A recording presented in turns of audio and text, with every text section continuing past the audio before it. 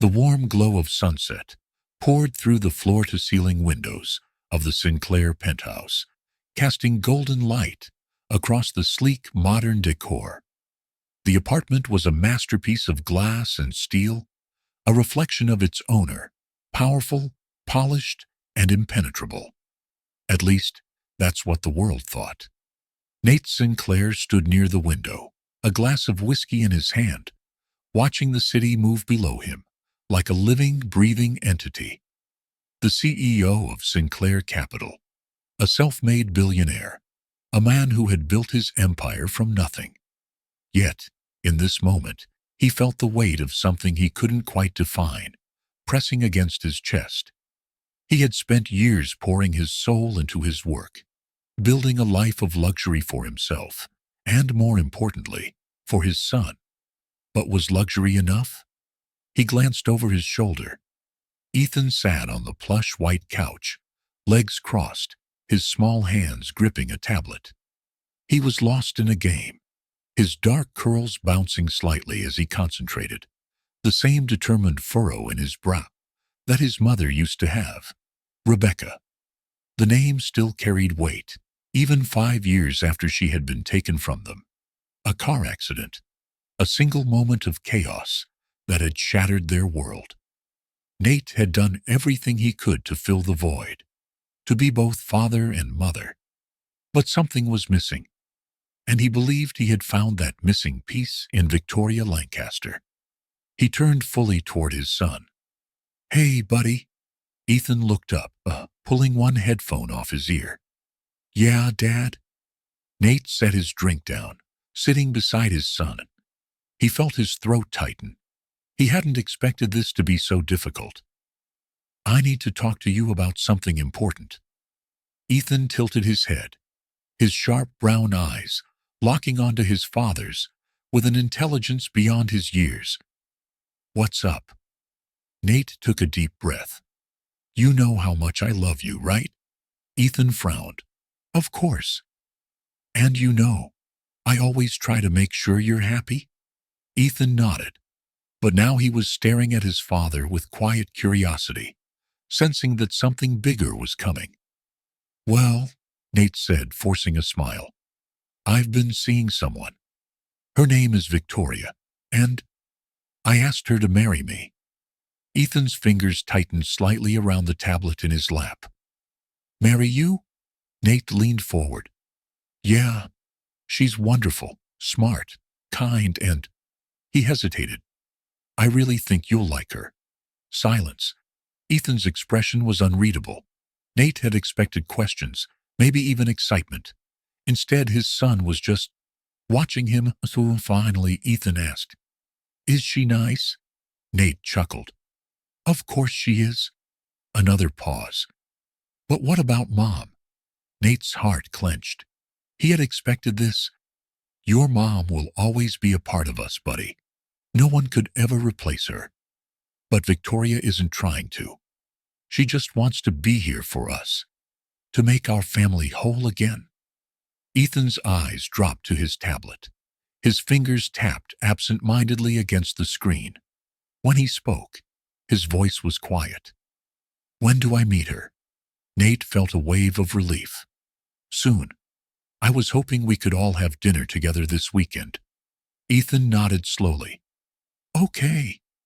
But even as he agreed, Nate could see the hesitation in his son's eyes. Something didn't feel right. The first meeting with Victoria took place at an upscale restaurant in the Upper East Side. The kind of place where the napkins were folded like swans and the waiters moved like silent shadows. Victoria arrived in a designer dress, her blonde hair styled in perfect waves. Her smile was dazzling, her presence commanding. She radiated confidence as she approached their table, her blue eyes sparkling as she leaned in to kiss Nate on the cheek. "And this," she said, turning toward Ethan with a practiced warmth, "must be the famous Ethan." Ethan gave a small nod. "Hi." Her smile widened as she reached into her bag. "I got you something." She handed him a neatly wrapped box. Ethan hesitated before opening it. Inside was a limited edition puzzle book, one he had mentioned wanting weeks ago. "How did you know?" he asked. Victoria laughed. "Your dad may have mentioned you like puzzles." Ethan forced a smile. "Thanks." The dinner went smoothly. On the surface, Victoria was perfect. She laughed at all the right moments. She asked Ethan about his favorite hobbies, praised his intelligence, and even shared a childhood story that made Nate smile. But Ethan saw something different. The way her smile never quite reached her eyes. The way she tilted her head slightly too much when listening to him, like she was studying him rather than hearing him. The moment when she hesitated just a second too long before answering what she did for work. "Philanthropy," she had finally said. But most of all, it was the way she looked at him when she thought no one was watching. By the time dinner was over, Nate was beaming. "See," he said as they got into the car. "I told you she was great." Ethan forced another smile. "Yeah," he murmured. "She's nice." But deep down, a quiet voice in his mind whispered something different. "She's pretending." And for the first time, Ethan felt the prickling sensation of fear curling around the edges of his chest, because he didn't know why. But something about Victoria Lancaster was very, very wrong. The night air was crisp as the luxury town car pulled up in front of Montclair, one of the most exclusive steakhouses in the Upper East Side.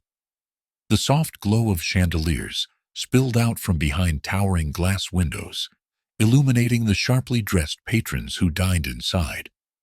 Every detail of the restaurant, from the gold-rimmed dinner plates to the custom-cut filet mignon, oozed prestige. Ethan sat in the back seat, staring up at the grand entrance with mild discomfort. His father had been in an exceptionally good mood since that morning, humming a tune as he adjusted his cufflinks and ran a hand through his sleek dark hair. Ethan had watched in silence, his stomach twisting with a feeling he couldn't shake. Nate had reassured him that tonight's dinner was just a casual introduction, an opportunity for them to get to know Victoria better. But Ethan already knew her, not in the way his father did, of course, not through candlelit dinners and shared glances, but through the small, barely noticeable things. The way she spoke in measured tones, like each word was carefully chosen. The way she tilted her head, a fraction too much when listening, as if she were memorizing details rather than engaging in conversation. And most of all, the way her eyes sometimes skipped over him entirely, like he was an obstacle. The car door opened, and Nate placed a hand on his son's shoulder. "Ready, buddy?" Ethan forced a nod. Yeah, he climbed out, smoothing his navy blue blazer, a recent gift from his father, before following Nate inside. The moment they stepped into the restaurant, the air changed. The maitre d' greeted them by name, leading them to a private table draped in pristine white linens. A small arrangement of white orchids sat in the center, next to glistening silverware that had been polished to perfection. Victoria was already waiting. She rose gracefully as they approached, her smile dazzling yet controlled. Her golden blonde hair was styled in effortless waves, her fitted emerald dress a deliberate choice, subtle elegance, nothing too extravagant, but just enough to remind the world she belonged to the upper echelon. "Nate," she murmured, placing a kiss on his cheek before turning her attention to Ethan. "And this must be the famous Ethan." Her tone was warm, too warm. Ethan could feel the act even before she spoke again. She reached into her bag, pulling out a neatly wrapped package. "I saw this and thought of you," she said, offering it to him. Ethan hesitated before taking it. The paper was smooth under his fingers, crisp and untouched. He carefully unwrapped it, revealing a limited edition puzzle book, one he had mentioned wanting weeks ago. "How did you know?"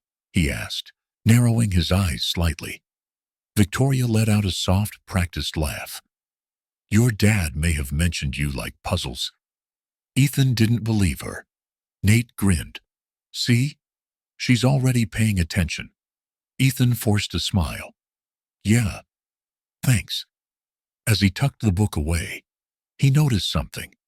The way Victoria's smile lingered a second too long. The way she watched him. Not with affection, but with calculation. Like she was gauging him, testing his reactions. The waiter arrived, pouring glasses of sparkling water before handing out the menus. So, Ethan? Victoria began, her voice smooth. What's your favorite subject in school? Ethan kept his expression neutral. Math. She nodded approvingly. Smart choice. Your dad told me you're great with numbers. Ethan studied her carefully. The response was too quick, too polished, like she had rehearsed it. What do you do? He asked abruptly. Victoria paused, just for a fraction of a second. It was barely noticeable, but Ethan caught it. I work in philanthropy, she said smoothly, sipping from her glass. Nate beamed. She's on the board of multiple charities. Does amazing work for underprivileged children. Ethan saw the faintest flicker of amusement in Victoria's eyes, like she was enjoying this conversation more than she should. Do you have any kids? He asked. Her smile tightened. No, I don't. Something in her tone made his stomach turn. It wasn't regret. It wasn't sadness. It was relief. Dinner continued with easy conversation, at least for Nate. Victoria told charming stories, perfectly placed between sips of wine and delicate bites of filet mignon. She laughed at Nate's jokes, lightly touched his hand at just the right moments. She showered Ethan with compliments, his intelligence, his manners, his potential. And yet, Ethan felt like he was being studied, like every response he gave was being stored away for later use. He caught small details others might miss. The way her smile faltered, only for a split second, when he mentioned his mother. The way she seemed slightly irritated when he declined dessert. And most of all, the way she never truly looked at him. Not in the way a future stepmother should, but in the way a stranger examines a puzzle, deciding which pieces to remove. The drive home was quiet. Nate, still beaming from the evening, turned to Ethan. See? I told you she was great. Ethan forced a smile. Yeah, she's nice. But as he stared out the window, the unease deepened. His instincts screamed at him that something was wrong. And for the first time, he realized he needed to find out what. Because Victoria Lancaster wasn't who she pretended to be. And whatever her secret was, it was dangerous. The penthouse had always been their home. It was sleek and modern, with towering windows that overlooked the skyline of New York City. But despite its grandeur, the space had always felt warm, filled with memories of Ethan's mother, Rebecca. Until now. Now, the penthouse was changing. Victoria had been moving into their lives for weeks, and it showed. At first, the changes were small, too minor for Nate to notice. A different vase here, a rearranged bookshelf there. But Ethan noticed. He noticed everything. The first thing to disappear was the family photos. One afternoon, Ethan came home from school to find empty spaces on the mantel, where pictures of him and his mother had once stood. In their place were abstract paintings, cold and impersonal. Victoria wasn't just moving in. She was taking over. She started making small adjustments to their lives.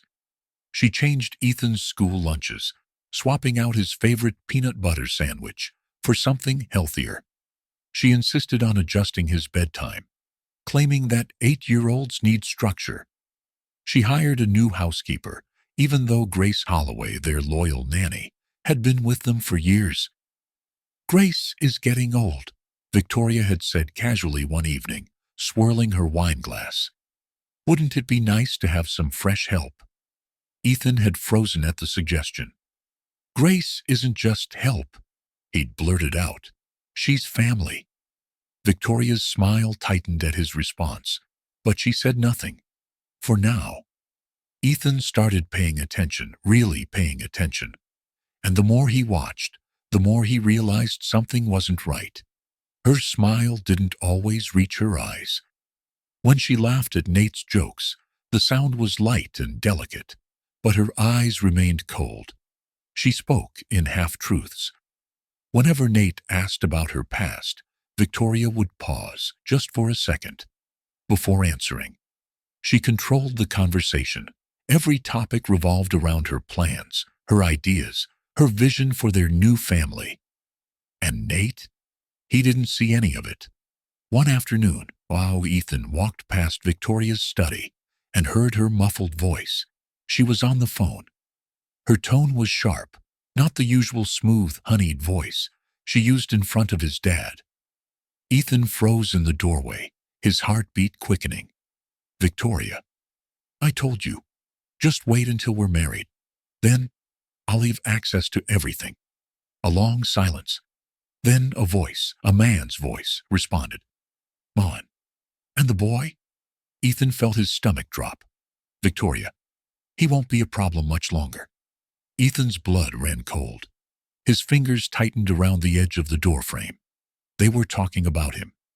He wanted to tell his dad, needed to tell him. But would he even believe him? Victoria was too careful. She had woven herself into their lives, painting herself as the perfect fiancée, kind, patient, nurturing. Nate was blinded by love. Ethan knew that if he walked up to his father right now and told him what he had heard, Victoria would deny everything. She would smile that perfect smile, shake her head, and say, Ethan, sweetheart, you must have misunderstood. And Nate would believe her. Ethan clenched his fists. If he couldn't tell his dad the truth, he had to prove it. And that meant one thing. He needed evidence. That night, as the penthouse lights dimmed and the world outside grew quiet, Ethan lay in bed, wide awake. He reached for his tablet, opening the voice recorder app. Tomorrow, he would start collecting proof. Tomorrow, he would stop Victoria Lancaster. Whatever it took. The weight of the secret pressed heavily on Ethan's chest. Lying in bed, staring at the ceiling, he replayed Victoria's words in his head. He won't be a problem much longer. The way she had said it, the coldness in her tone, sent a chill down his spine. He had to do something. He had to stop her. The next morning, Ethan woke up with a plan. His first priority? Recording everything. Step 1. Voice recorder. He turned on the recording app on his tablet, testing it to make sure it was working. Step 2. Photos and screenshots. If he found any documents in Victoria's study, he would take pictures. Step 3. Staying invisible. Victoria was watching him. He could feel it. He had to be careful. Later that day, Victoria announced she was going out for a meeting. I have an appointment downtown, she said, adjusting her pearl earrings. I'll be back later. Ethan's heart pounded. This is my chance. The moment the front door clicked shut, he raced to her study. Ethan pressed his ear to the door. Silence. He carefully turned the knob. It was unlocked. The study was immaculate, almost too perfect. The desk was polished, with a single leather-bound notebook sitting neatly on top. The bookshelves were lined with luxury titles, novels no one had ever actually read. The filing cabinet was locked. Figures, Ethan thought. The real secrets wouldn't be out in the open. He reached for the desk drawers. Most of them contained boring documents, invitations, receipts, business cards. But then, his fingers brushed against something cold. A small silver key.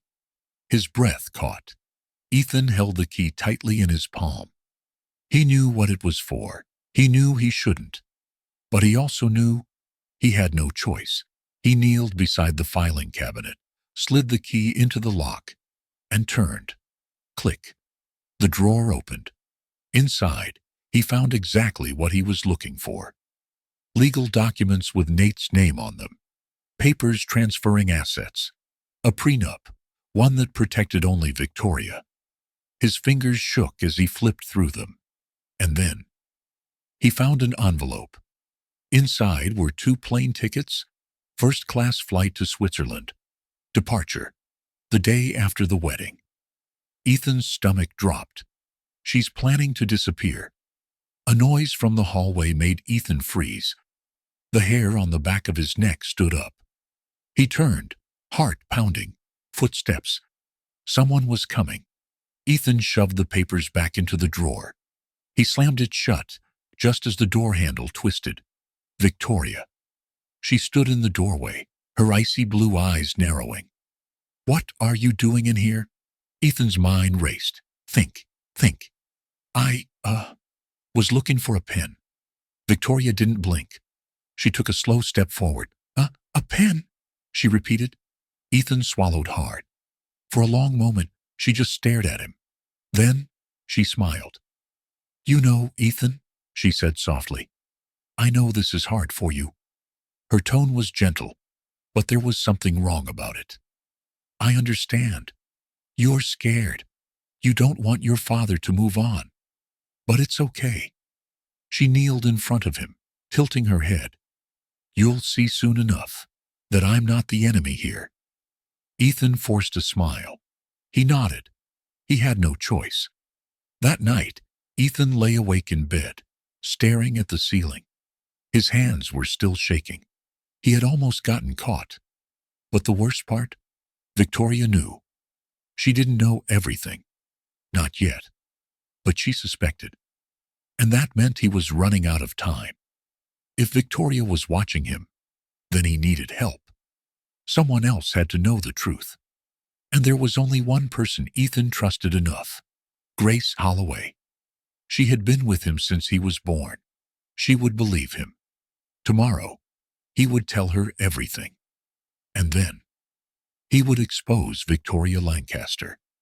No matter what it took, Ethan couldn't shake the feeling of being watched. Since the incident in Victoria's study, everything had changed. She was different now. Her smiles were thinner. Her words were carefully chosen. And her eyes, those piercing, icy blue eyes, seemed to follow him everywhere. She knew he was up to something, but she didn't know how much he had discovered. And that gave him a chance to end this. The next morning, Ethan waited until Victoria left for her spa appointment.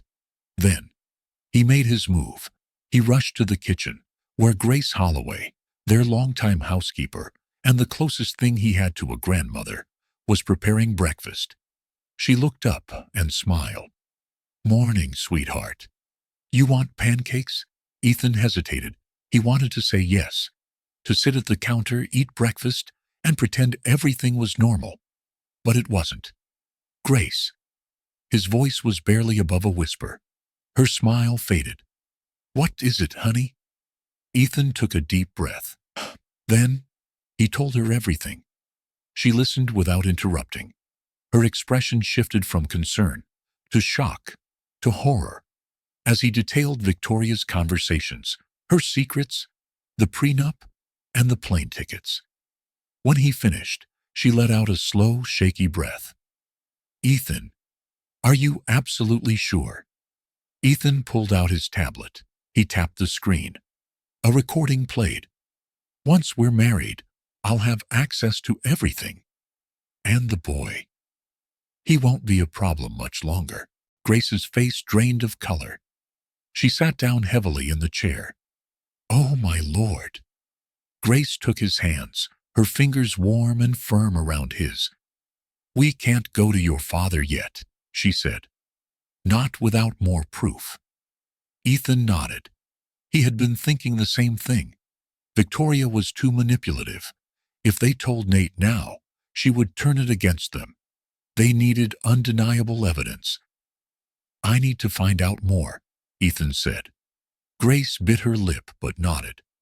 "All right," she said.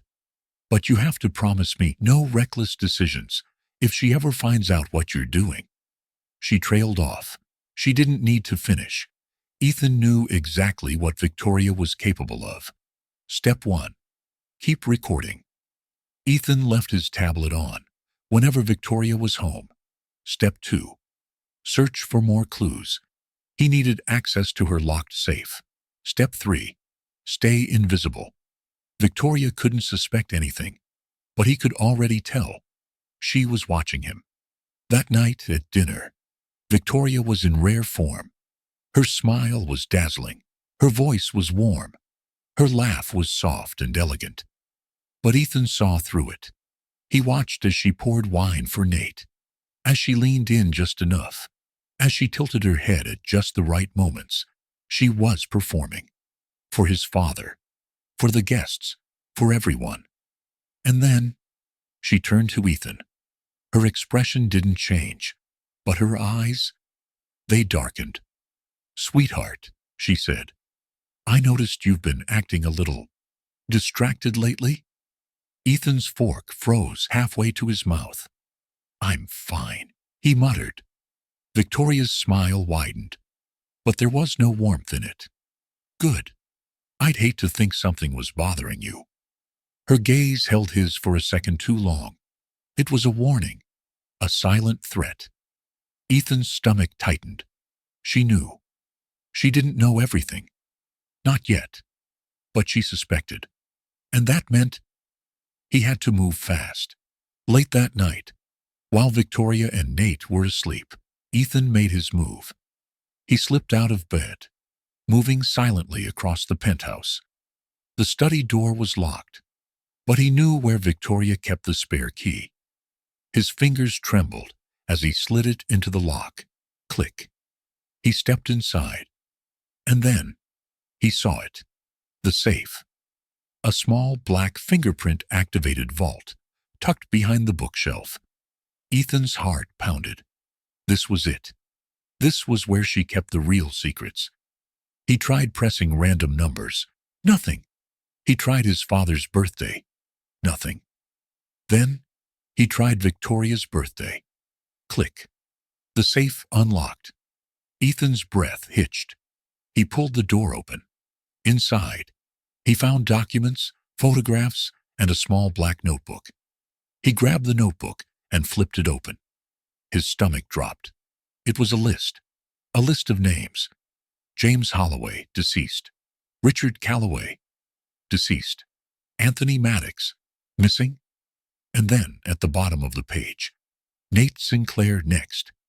Ethan's blood ran cold. Victoria had done this before, and his father was next. A noise from the hallway. Footsteps. Ethan's heart stopped. The door handle twisted. "Ethan!" Victoria's voice. Right outside. Ethan's heart pounded as he froze, gripping the black notebook. His mind raced. She can't catch me in here. He had seconds to decide. Option 1. Hide behind the desk. Option 2. Sprint out and pretend he was looking for a book. Option 3. Find another way out. The door creaked open, and he moved. Ethan darted to the bookshelf, pressing himself into the shadows. He held his breath. Victoria stepped in, her heels clicking against the polished hardwood. Her eyes scanned the room. She knew something was off. She walked to the safe. She paused. The door was still slightly ajar. Victoria's expression darkened. She reached forward. And then, a noise from the hallway. A door closing. Victoria's head snapped up. She turned and strode out of the room, leaving the door slightly open behind her. Ethan waited. 1 second, 2 seconds, 3 seconds. Then he bolted. He slipped past the door, sprinting back to his room. His heart hammered in his chest as he locked the door behind him. That was too close. He collapsed on his bed, staring at the notebook in his hands. Ethan flipped through the names again. James Holloway, deceased. Richard Calloway, deceased. Anthony Maddox, missing. Nate Sinclair, next. This wasn't just a scam. Victoria wasn't just after money. She was after power. And his dad was in danger. Ethan knew he couldn't do this alone. He needed help, and he knew exactly where to go. The next afternoon, when Nate was out at a business meeting and Victoria was at a charity event, Ethan made his move. He grabbed his tablet, shoved the notebook into his backpack, and snuck out of the penthouse. Destination: Marcus Langley, private investigator. Marcus Langley wasn't just any investigator. He was an ex-detective, a man with a history of chasing con artists, and, most importantly, he was a friend of Grace Holloway. If anyone could help, it was him. Midtown Manhattan. Langley Investigations. Ethan arrived at a small office above a coffee shop. The door had a rusted nameplate. Marcus Langley. Private investigator. Ethan knocked. Nothing. He knocked again. Footsteps. Then, the door creaked open. The overheard phone calls, the locked safe, the prenup, the missing husbands. Langley exhaled slowly. You just walked into a whole lot of danger, kid. Langley pulled out a folder from his drawer. He slid a photograph across the desk. A black and white image of Victoria Lancaster, except her name wasn't Victoria Lancaster. It was Olivia Grant. 5 different names, 3 marriages, 2 husbands dead, 1 missing. And now, she was after Nate. Ethan's chest tightened. This was so much bigger than he had thought. Langley leaned forward. Ethan, listen to me. If she finds out that you know. Ethan swallowed hard. I already had a close call last night. Langley cursed under his breath. Then, you need to be extra careful. Because if she realizes how much you know, she won't hesitate to get rid of you. Ethan clenched his fists. So, what do we do? Langley thought for a moment. Then, he pulled out a recorder. We need more evidence, enough to make sure she can't talk her way out of it. Ethan nodded. We have to stop the wedding. That night, Ethan returned home. He pretended nothing had changed, but inside, he was buzzing with fear and determination. Victoria was smiling at him across the dinner table. But now, he knew the truth. And soon, so would his father. Ethan sat at the dinner table, his mind racing. Victoria was staring at him. Her smile was too perfect. Her eyes were too sharp. Her presence felt too dangerous. She knows something is off. His fingers tightened around his fork. Does she suspect me? Victoria turned to Nate, placing her hand over his. The wedding is coming up so fast, she said, her voice smooth. I can't wait to officially become part of this family. Ethan forced himself to chew his food. She won't win. Not if he could help it. Ethan waited until the penthouse was silent. 2:13 a.m. Victoria was asleep in the master bedroom. His dad's breathing was steady. Ethan slipped out of bed, clutching his tablet. Marcus Langley was waiting. Ethan knocked softly. The door swung open. Langley looked exhausted. You got here fast, kid. Ethan stepped inside, locking the door behind him. Always, they couldn't risk being followed. Langley sat down, rubbing his temples. Victoria's real name is Olivia Grant. We found 2 more aliases. This goes deeper than we thought. Ethan's stomach twisted. What else? Langley sighed, sliding a manila folder across the desk. Ethan flipped it open. Photographs of men, old newspaper clippings, obituaries, bank accounts wiped clean, all connected to Victoria. Marriage, control, disappearance, repeat. And now, Nate was next. Ethan clenched his fists. This wasn't just fraud. This was something worse. Langley met his eyes. We have one shot at stopping this. Step 1. Gather the last piece of evidence. Step 2. Get Nate to listen. Step 3. Expose Victoria before the wedding. Ethan nodded. What do I need to do? Ethan crept through the penthouse, his heart pounding. Victoria's office door was unlocked. That never happens. His fingers hovered over the handle. Is this a trap? He stepped inside anyway. The safe was open. Ethan's pulse spiked. Inside was a folder labeled Sinclair Assets. This was it. He grabbed his phone, snapping pictures as fast as he could. Evidence of offshore accounts. A draft of a will that removed Ethan completely. A transfer of Nate's assets to Victoria, dated the day after the wedding. She was planning to take everything. Ethan's stomach twisted. I have to stop her. A shadow appeared in the doorway. He wasn't alone. Victoria was standing there. Victoria stood in the doorway. Her silhouette was sharp against the dim hallway light. Ethan's heart pounded. He had been caught. Think fast. Victoria tilted her head, her expression unreadable. Ethan, what are you doing in here? Lieutenant. Deny. Pretend.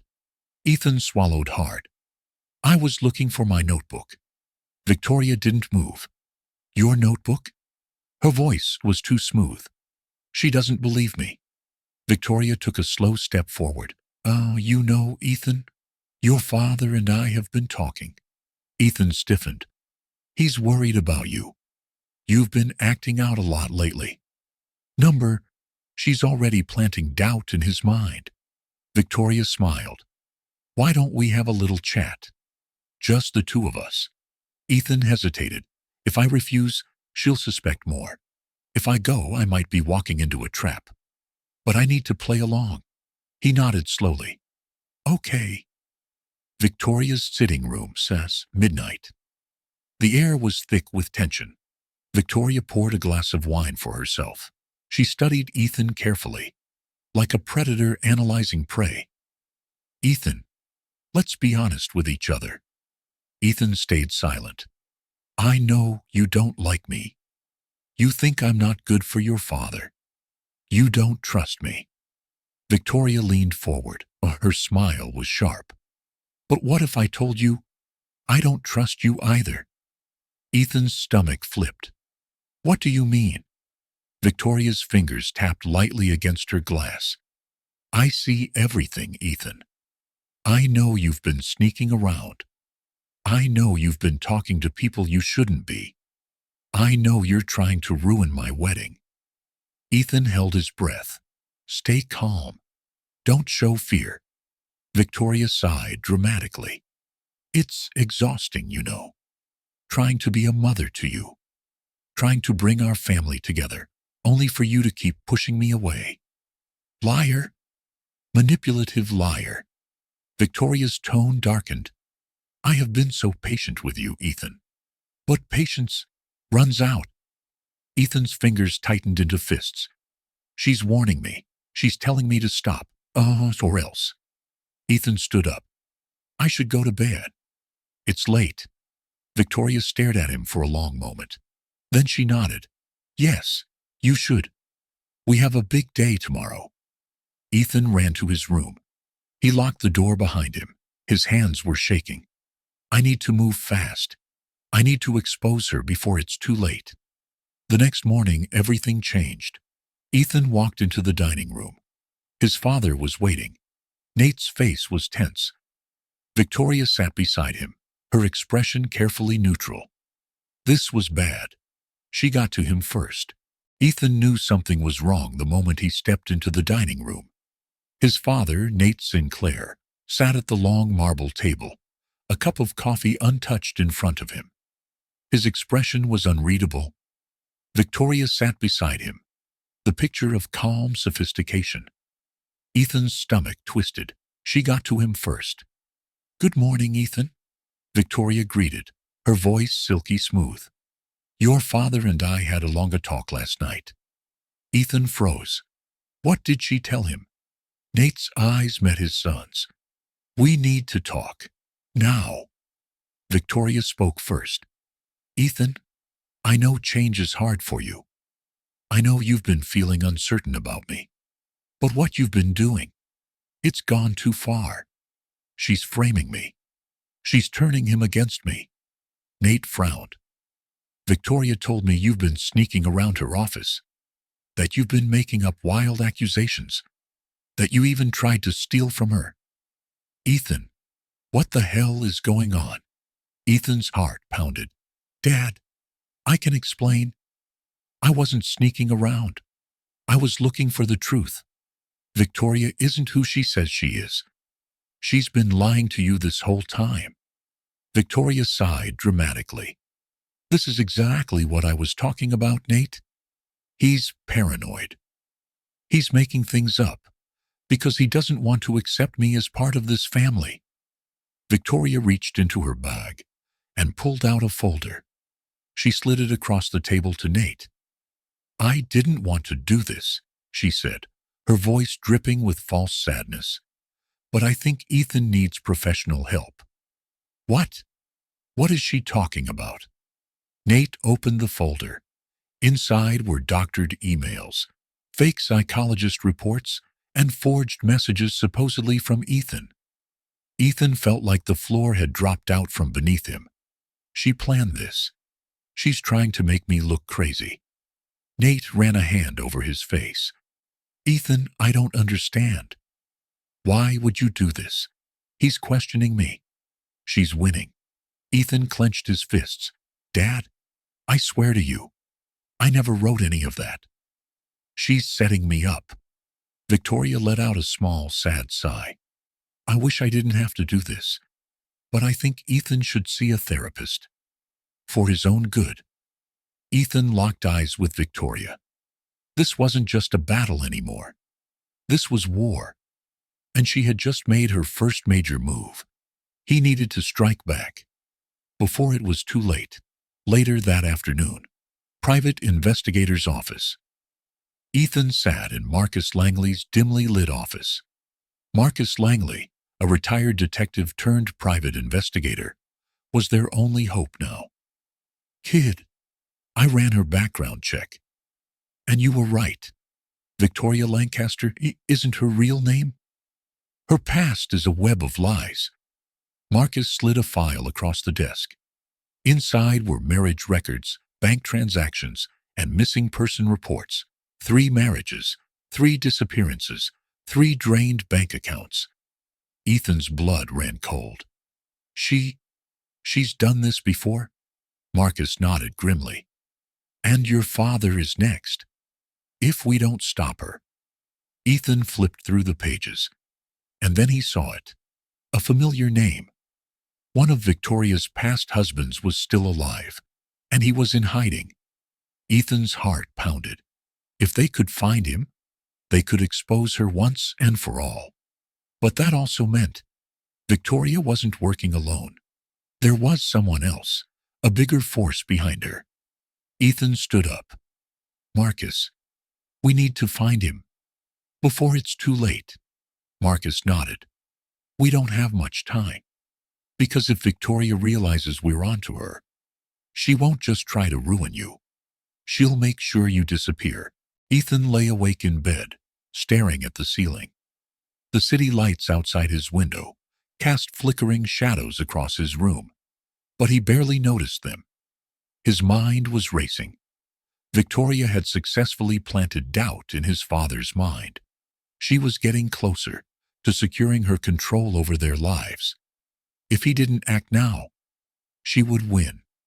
And once she won, she wouldn't stop until he was out of the picture entirely. He needed a new plan, a better plan. He reached under his bed and pulled out the folder Marcus Langley had given him. The proof was in his hands. 3 marriages, 3 disappearances, 3 ruined lives. And yet, no arrests, no convictions, no justice. How was she getting away with this? Who was protecting her? Ethan clenched his fists. It wasn't just about stopping Victoria now. It was about exposing everything. He grabbed his phone and sent Marcus a message. We need to find the last husband. He's the key. Meet me first thing in the morning. The next morning, Ethan walked into the kitchen and found his father sitting at the table, reading the newspaper. The tension in the air was thick. "Morning, Dad?" Nate barely glanced up. "Morning." Ethan hesitated. The coldness in his father's tone hit him harder than he expected. "About last night." Nate sighed, setting the newspaper down. "Ethan, I don't want to fight anymore. Victoria and we're getting married. And you're going to have to accept that." Ethan's heart sank. "But Dad..." "Enough, Ethan. You don't have to like her, but you will respect her. Understood?" Ethan swallowed the lump in his throat and nodded. His father wasn't going to listen. Not yet. But he would. Soon. Very soon. Midtown Manhattan, Marcus Langley's office. Ethan sat across from Marcus, tapping his fingers anxiously against the desk. "Did you find him?" Marcus nodded. "I did. And you're not going to believe this." He slid a printed address across the desk. "His name is Robert Grayson. And he's in hiding." Ethan's stomach twisted. "Why?" Marcus hesitated. "Because he was supposed to be dead." An hour later, Ethan and Marcus stood in front of a small, run-down motel on the outskirts of the city. The door creaked open, and a frail man with sunken eyes stepped out. Robert Grayson. His voice was barely a whisper. "You shouldn't have come." Ethan stepped forward. "Please, I need your help." Robert hesitated, then nodded. "Come inside. But if anyone followed you, we're all dead." Inside the motel room, Robert poured himself a drink with shaky hands. Ethan sat across from him, his heart pounding. "Tell me what happened." Robert took a deep breath. "Victoria Lancaster isn't her real name. It's not even the name she used when she married me. She changes identities, reinvents herself, every time. She doesn't just take money. She destroys lives."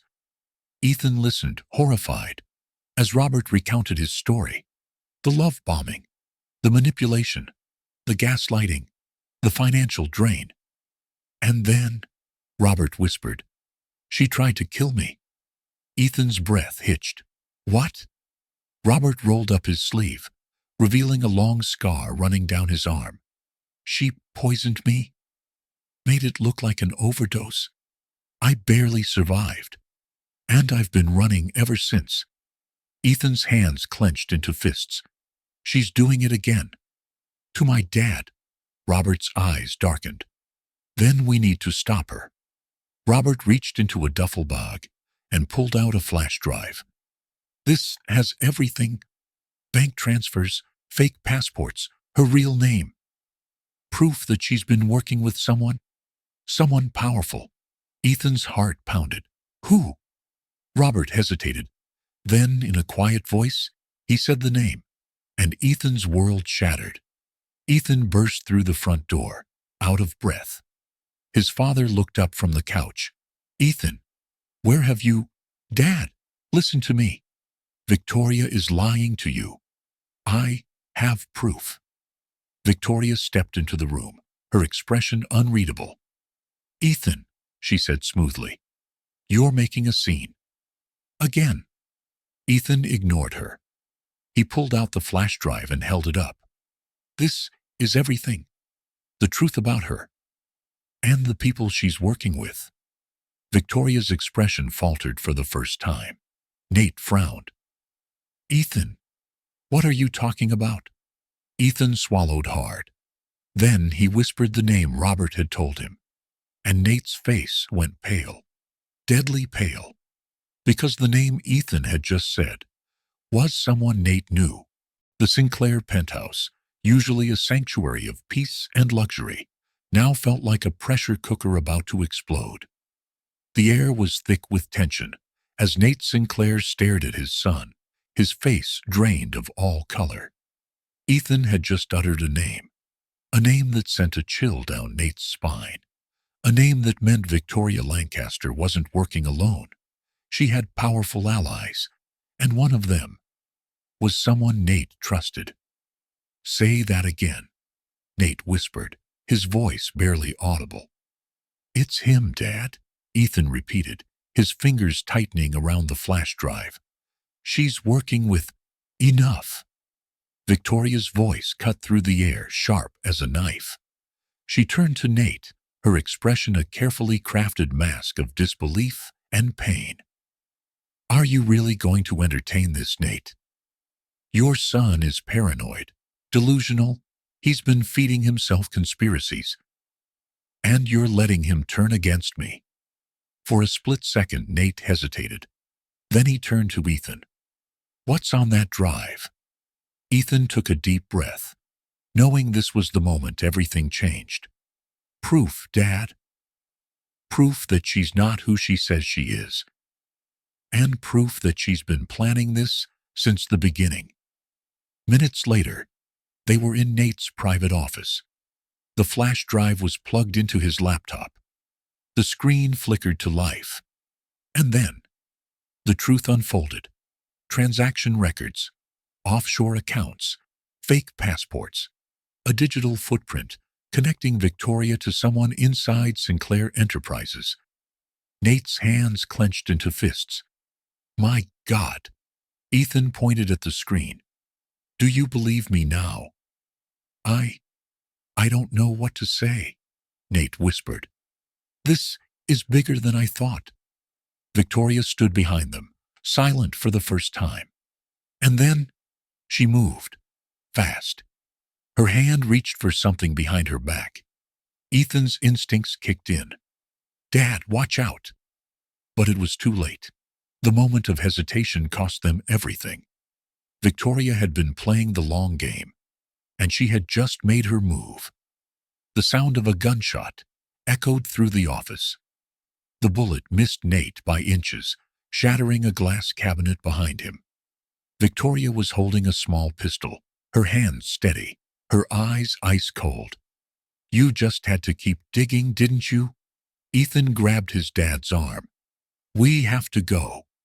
They bolted for the door, just as Victoria fired again. The bullet whizzed past Ethan's shoulder, embedding itself in the wooden doorframe. Alarms blared. Security guards rushed toward the office, but Victoria was already gone. She had vanished. Hours later, the police were swarming the penthouse. Ethan sat on the couch, hands shaking, as his father paced the room. Nate was on the phone with Marcus Langley. "Find her," Nate ordered, his voice like steel. "Find out who else is involved." Marcus's voice was grim. "We already know who." Ethan and Nate exchanged a glance. Marcus took a deep breath. "She's working with Richard Calloway." Silence.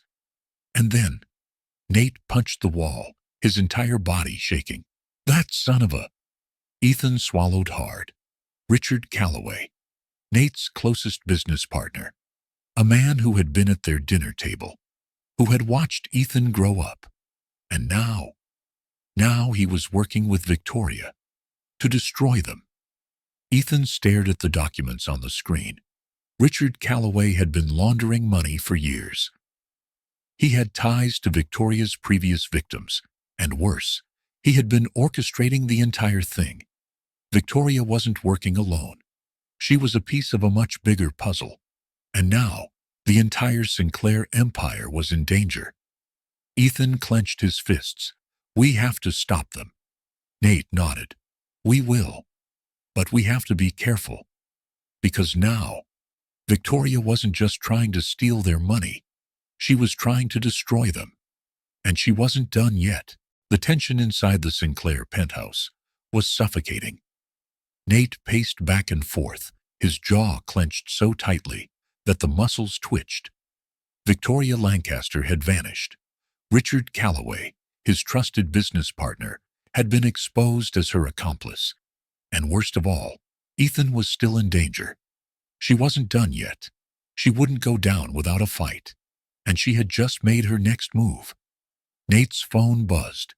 A message. Unknown number. "You took everything from me. Now, it's my turn." A single attachment. A photo. Of Ethan. Taken from outside his school. Nate felt his blood turn to ice. "Ethan!" he roared, sprinting down the hallway. But his son was already gone. Ethan never saw it coming. He had been walking to the car, guarded by 2 security officers assigned by his father. Then, screeching tires, a black SUV, masked men, a struggle, a punch, a cloth over his mouth. Darkness. When Ethan woke up, his head was pounding. His hands were tied behind his back. The air smelled of gasoline and rust. A warehouse, somewhere outside the city. And standing in front of him was Victoria. She was no longer the perfectly composed woman from the penthouse. Her hair was disheveled, her makeup smudged, and her eyes burned with pure rage. "You ruined everything," she spat. Ethan didn't flinch. "No," he said, his voice steady. "You did." She slapped him, hard. His cheek stung, but he refused to let her see him cry. "Do you think your father is going to save you?" she sneered. "He doesn't even know where you are." Ethan smirked. "You really think my dad won't find me?" Her lips curled. "By the time he does, it'll be too late." The door creaked open. A tall figure entered, Richard Calloway. Ethan's stomach dropped. Calloway adjusted his suit as he walked toward Ethan. "You know, kid," he sighed. "I never wanted it to come to this." Ethan glared. "Then let me go." Calloway chuckled. "I wish it were that simple. But your father, he just wouldn't listen. He had to keep pushing. And now," he sighed, kneeling in front of Ethan. "You're the leverage." Ethan's heart pounded. "You think my dad's going to give you anything?" Victoria smirked. "Oh, we're not asking for money." Calloway leaned in. "We want power. And your father is going to give it to us." Ethan swallowed. "Or what?" Victoria's smile sent chills down his spine. "Or he loses you forever." Meanwhile, back at the Sinclair penthouse, Nate was a man possessed. The security team had traced the SUV's plates. Marcus Langley had intercepted a phone call. They had a location, an abandoned steel factory. Nate didn't hesitate. He didn't wait for the police. He was going to get his son back, no matter what it took, no matter who stood in his way. The factory was silent when Nate arrived. Too silent. He moved quickly, his gun drawn. Victoria and Calloway were inside. Ethan was tied to a chair. And then, Nate stepped into the light. "Let him go." Victoria smiled. "Nate." So predictable. Calloway raised a gun. Nate didn't flinch. Neither did Ethan. Because they both knew one thing. Victoria had already lost. Before Calloway could pull the trigger, the factory doors burst open. Police, FBI, security forces, a trap. Planned by Ethan and Marcus Langley. Victoria's eyes went wide. Calloway cursed. And in a split second, everything descended into chaos. Gunfire. Screams. Victoria tried to run. But Nate was faster. He tackled her to the ground. "It's over," he growled. Ethan twisted free from the ropes and ran to his father. Nate pulled him into a tight embrace. And then, Victoria let out a final piercing scream as the police dragged her away. Hours later, in the penthouse, Ethan sat on the couch, wrapped in a blanket. Nate sat beside him, gripping his hand. "I'm sorry," Nate whispered. Ethan looked up. "For what? For not believing you sooner?" Ethan smiled faintly. "You got me back. That's all that matters." Nate pulled him into another hug. "She's gone, right?" Nate nodded. "She's gone." But deep down, he knew the battle wasn't over yet. There were still pieces of the puzzle left, still secrets waiting to be uncovered. And Richard Calloway was still out there, still dangerous, still watching. And Ethan knew the Sinclair penthouse was eerily quiet. The echoes of the past few days still lingered in the air. Victoria Lancaster was finally behind bars. Her elaborate plan had collapsed around her.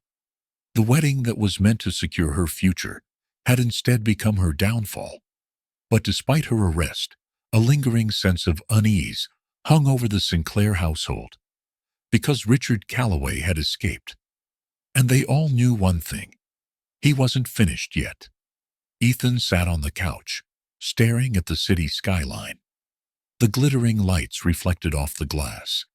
But he wasn't looking at them. He was thinking about everything that had happened, thinking about how close they had come to losing everything, and thinking about what came next. Because this wasn't over. Not yet. Maybe not ever. Nate found Ethan in the kitchen the next morning. The boy was sitting at the counter, idly stirring a spoon through a bowl of cereal that had long since gone soggy. Nate sighed. "You didn't sleep, did you?" Ethan shook his head. "Not really." Nate pulled out a chair, sitting beside him. "Listen, buddy, I know things have been tough, but it's over now. She's gone." Ethan set his spoon down. "That's what you said last time." Nate's stomach twisted. Ethan wasn't wrong. Victoria had been arrested once before, yet somehow she had managed to manipulate the system and walk free. What if it happened again? "She's in federal custody this time," Nate assured him. "She can't get out of this." Ethan didn't look convinced. "Anne Calloway." Nate exhaled sharply.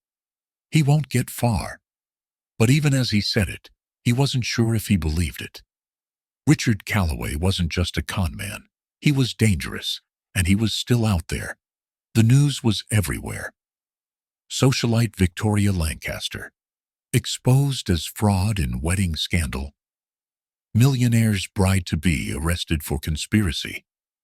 Sinclair empire, targeted by elaborate scheme. Paparazzi swarmed outside the Sinclair building. Reporters shouted questions. Cameras flashed. The world was watching. And Nate knew he had to act fast. Damage control was necessary. Security needed to be tightened. But most of all, he needed to find Calloway. Because as long as Calloway was free, Ethan wasn't safe. That night, Ethan lay awake in his bed. His mind was racing. He had spent so long trying to prove the truth, trying to show his father who Victoria really was, trying to stop something terrible from happening. And now, he felt empty, like he had won the battle. But the war was still raging, because deep down, he knew something his father didn't, something he hadn't told him yet.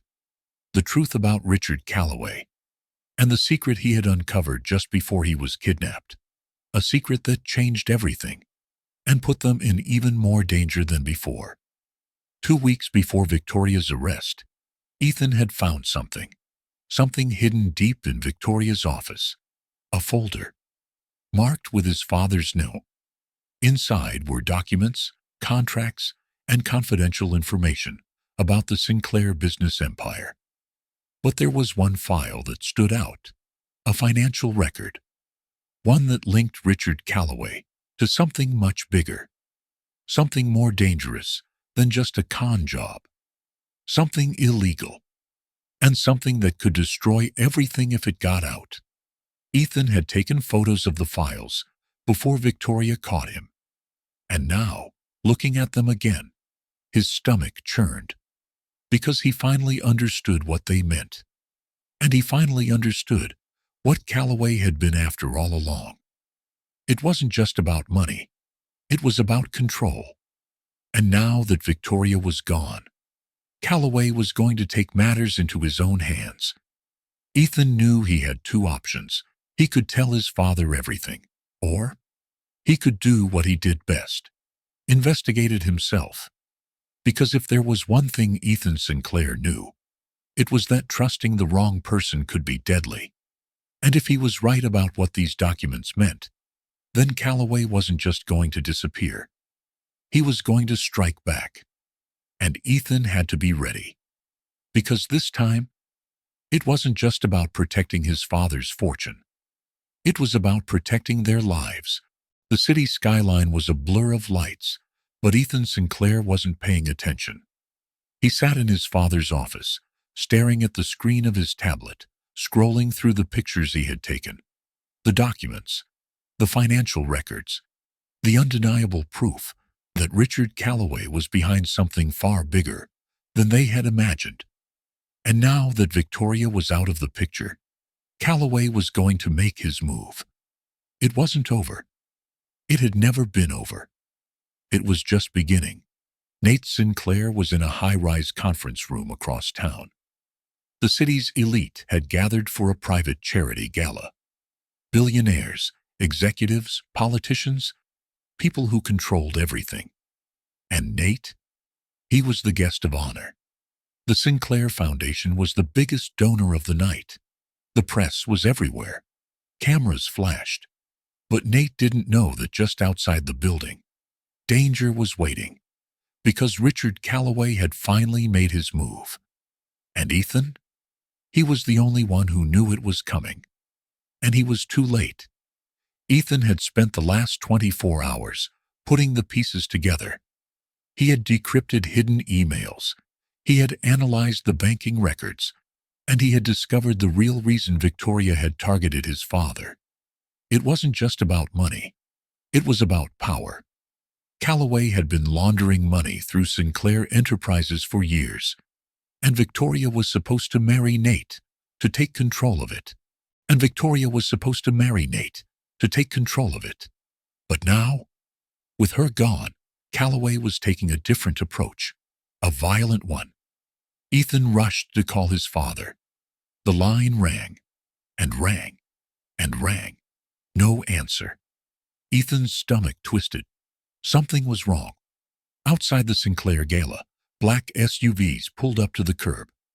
Men in dark suits stepped out, armed, silent, efficient. This wasn't a robbery. This was a message. Inside, the guests laughed, clinked glasses, and exchanged handshakes. They had no idea what was coming, until the doors burst open, and chaos erupted. Screams filled the air. Security guards reached for their weapons, but they were outnumbered, outgunned, and completely unprepared. Calloway's men stormed the room, shutting down every exit, and in the center of it all, Nate Sinclair, staring down the man who had orchestrated everything, Richard Calloway. Calloway smirked. "Nice party, Sinclair." Nate's blood ran cold. He had underestimated him. He had let his guard down. And now, everyone in this room was paying the price. Calloway had never wanted money. He wanted power. And tonight, he was going to take it, by any means necessary. The doors were sealed. Armed men stood at every exit. And then Calloway spoke. "Let's talk business, shall we?" Ethan grabbed his backpack and ran out of the penthouse. He had no plan, no idea what he was walking into. But he knew one thing. He had to get to his dad. He didn't trust the police. He didn't trust anyone. So he went to the only person who could help. Marcus Langley, the investigator who had helped him take down Victoria. The only man who could help him stop Calloway. Ethan burst into Marcus's office, breathless. "They have my dad." Marcus's expression darkened. "Where?" "Sinclair Tower. The gala." Marcus grabbed his gun. "Then we don't have much time." By the time Ethan and Marcus reached Sinclair Tower, it was already in lockdown. Police had surrounded the building. But they weren't going in. They were waiting, negotiating, while Calloway tightened his grip on everyone inside. Ethan's heart pounded. He couldn't wait. He had to do something. And then he saw it. A maintenance entrance, unlocked. A way in. A way to save his father. He turned to Marcus. "Cover me."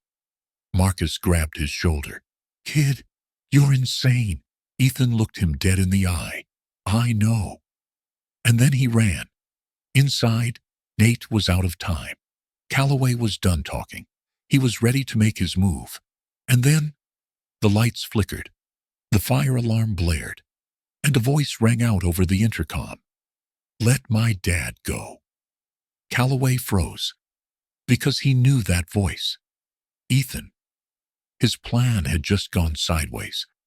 And now, the real fight began. Sinclair Tower was in chaos. Alarms blared.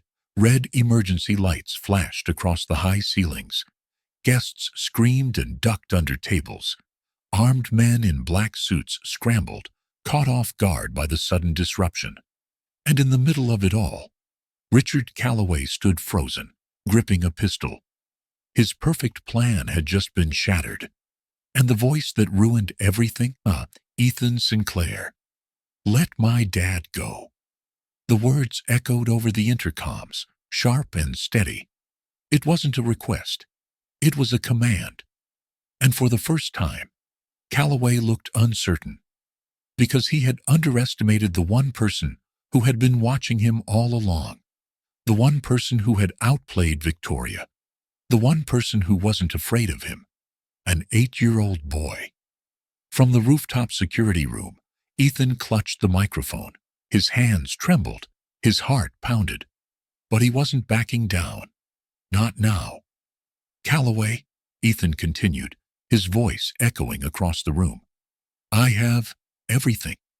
The files, the recordings, the money transfers, proof that Calloway had been using Sinclair Enterprises for years, evidence that he had orchestrated the entire scheme. And now, it was all sent to the FBG Live. On every major news network, every screen in the gala flickered. Emails, bank records, conversations, everything played out in real time. And the entire city was watching. Every single one of Calloway's secrets was out in the open. Calloway's grip on the gun tightened. His empire was crumbling. His plan had been destroyed. And Nate Sinclair, still standing tall in front of him. It's over, Calloway, Nate said, voice steady. But Calloway wasn't the type to surrender. Not without a fight. His men were still armed. The doors were still locked. He still had one last move to play. And he was going to make sure that if he went down, Nate Sinclair would go down with him. He lifted the gun, aimed it at Nate's chest, and fired. The gunshot echoed. The room froze. Nate's body jerked backward. Ethan screamed. Everything moved in slow motion. His father staggered. Blood blossomed across his white shirt. And then he collapsed. Ethan's world shattered. Calloway smirked. Told you, he muttered. No one outplays me. And then the building exploded into motion. Security guards lunged forward. Calloway's men scrambled, trying to make their escape. Police stormed the front doors, guns raised. And in the middle of it all, Ethan ran toward his father. Dad! Nate's breathing was ragged. His eyes fluttered. He was still alive. Barely. But they were out of time, because Calloway was getting away. Ethan looked up, and he saw him. Calloway, pushing through the chaos, making a run for the emergency exit, escaping. After everything he had done, after everything he had taken, he was just walking away. And Ethan saw red. Number not. This time, he ran. As fast as he could. He didn't care that he was just a kid.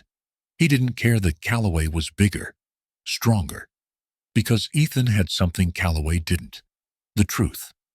And he was going to make sure that Calloway never hurt anyone again. The emergency exit led to the rooftop. Wind howled against the skyscraper. Calloway turned and found Ethan standing there, alone, just a kid. And Calloway laughed. What are you gonna do, kid? Ethan's hands clenched into fists. You're done, he said. It's over. Calloway's smirk faded. He took a step forward. And then, he slipped. The wind caught him. His balance wavered. And before he could catch himself, he fell. 30 stories down. Gone. Just like that. Ethan stared, his chest heaving. It was over. The days that followed were a blur. The news covered it for weeks. Corrupt businessman Richard Calloway exposed. Billionaire Nate Sinclair survives assassination attempt. 8-year-old Ethan Sinclair uncovers billion-dollar crime ring. Nate recovered. Slowly. And Ethan? He tried to go back to normal. But he knew nothing would ever be normal again. Because he had seen the truth. He had seen what people were capable of. And he had stopped it. Not just for his father, but for himself. For his future. For the person he was becoming. The world was full of people like Calloway.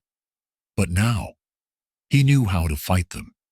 And as he stood beside his father on the balcony of their penthouse, staring out over the city, Ethan Sinclair made a decision.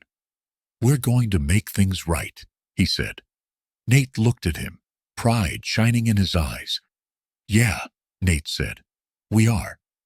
And this was just the beginning, the end, or maybe just the start of something bigger. The dust had settled. The villains had fallen.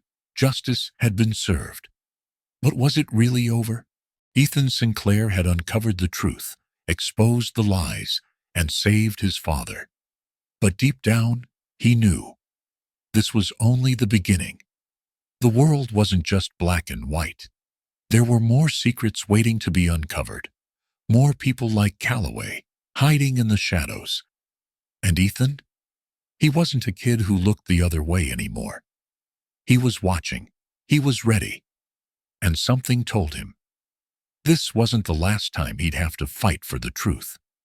What would you have done in Ethan's place? If you had the power to stop something terrible from happening, but no one believed you, would you still fight for the truth? Tell us in the comments. And if you think this story was intense, just wait until you see what's coming next. Hit that subscribe button and turn on notifications, because the next story, it's even bigger, even darker. And trust me, you won't want to miss it. Subscribe now, and we'll see you in the next one.